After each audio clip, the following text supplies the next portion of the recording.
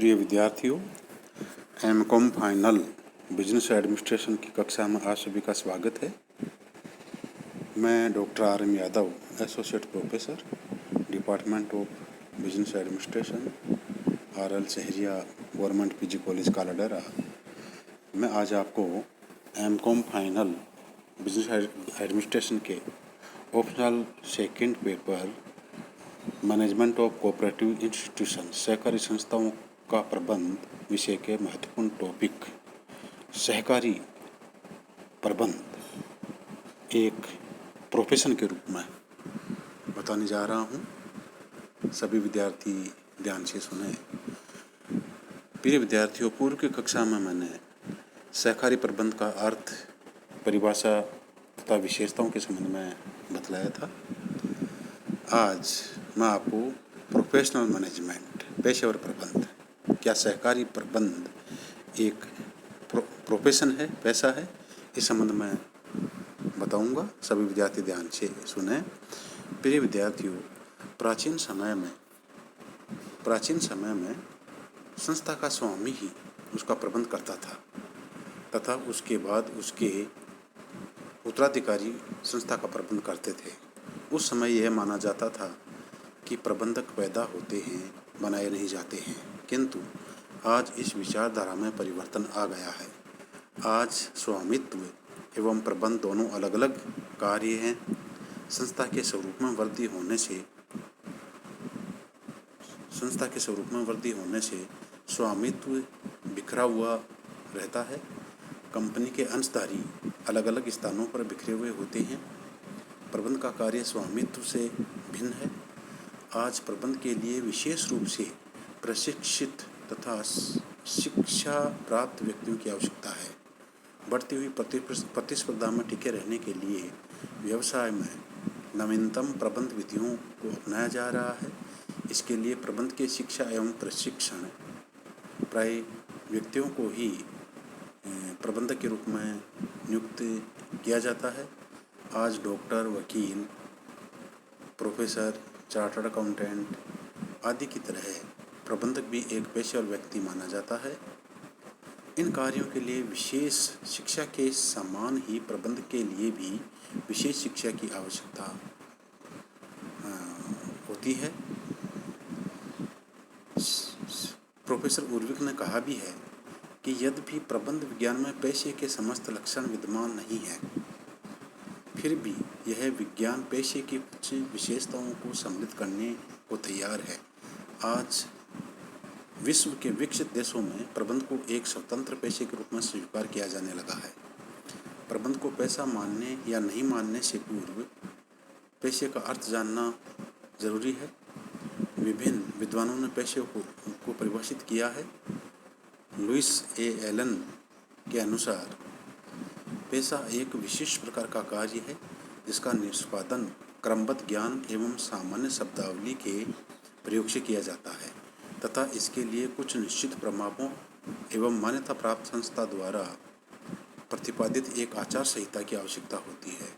होजेम Johnson के अनुसार पेशा एक व्यवसाय है जिसके लिए कुछ विशिष्ट ज्ञान की आवश्यकता होती है, जिसे समरूपता की उच्च डिग्री द्वारा समाज के एक संबंधित वर्ग की सेवार्थ प्रयोग किया जाता है।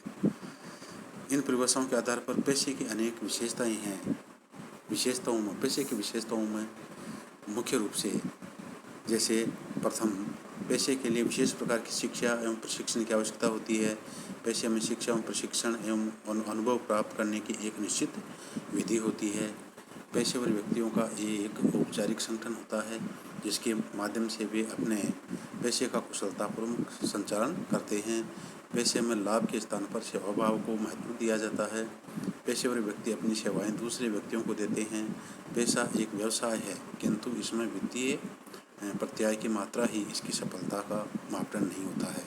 पेशे के लिए निश्चित आचार संहिता होती है जिसका उस पेशे से संबंधित सभी व्यक्तियों को पालन करना होता है। पेशे में सदस्यों की संख्या पर्याप्त होनी चाहिए जिससे वे कुशलतापूर्वक समाज को सेवा दे सकें। पेशे में प्रभावी संप्रेषण व्यवस्था का होना आवश्यक है, तभी सदस्यों को सूचनाएं से अवगत करवाया जा सकता है तथा उन्हें एक सूत्र में बांधे रखा जा सकता है। पेशे में सम्मिलित होने वाले व्यक्तियों को निश्चित योग्यताएं होती हैं। पेशे के लिए संगठित सिद्धांतों का होना आवश्यक है। अब इन विशेषताओं का अध्ययन करने के पश्चात यह क्वेश्चन उत्पन्न होता है कि क्या सहकारी प्रबंध को एक पेशा माना जा सकता है? तो सहकारी प्रबंध एक पेशे के रूप में, प्रिय विद्यार्थियों, जो पेशे की विशेषताएं होती हैं उनमें से कुछ विशेषताएं प्रबंध में भी पाई जाती हैं। अतः सहकारी प्रबंध को एक पेशा माना जाने लगा है। अभी भी प्रबंध विज्ञान का विकास हो रहा है और यह पेशे के रूप में विकसित होता जा रहा है।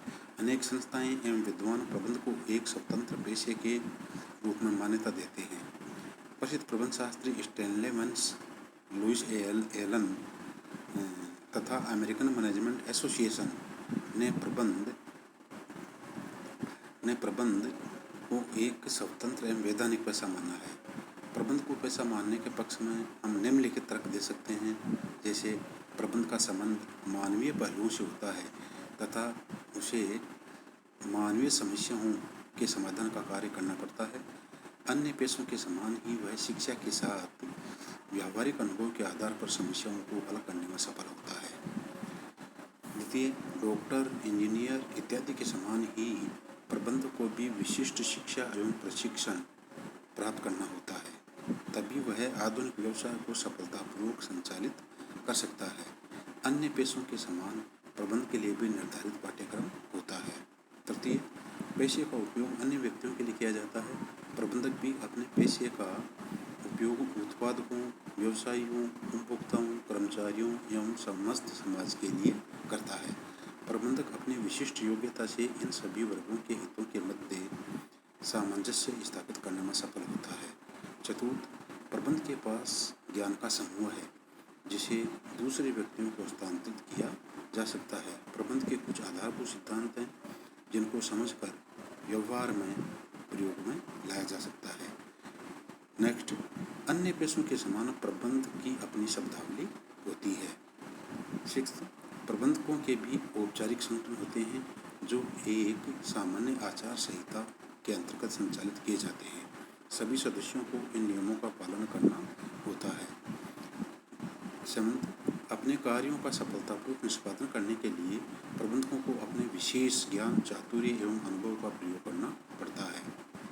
नेक्स्ट, प्रबंधक भी अन्य पेशों के समान अनुशासित होकर अपने कार्यों का निष्पादन करते हैं। प्रबंधक में भी पेशे के समान सामाजिक प्रतिष्ठा प्राप्त करने की भावना होती है।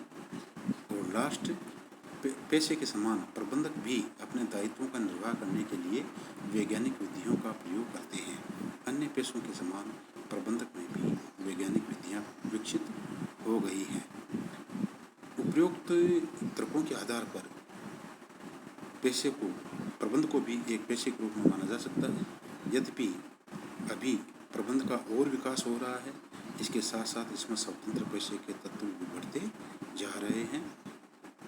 धन्यवाद। आप सभी ने मेरे को ध्यान से सुना, इसके लिए आप सभी को बहुत बहुत धन्यवाद।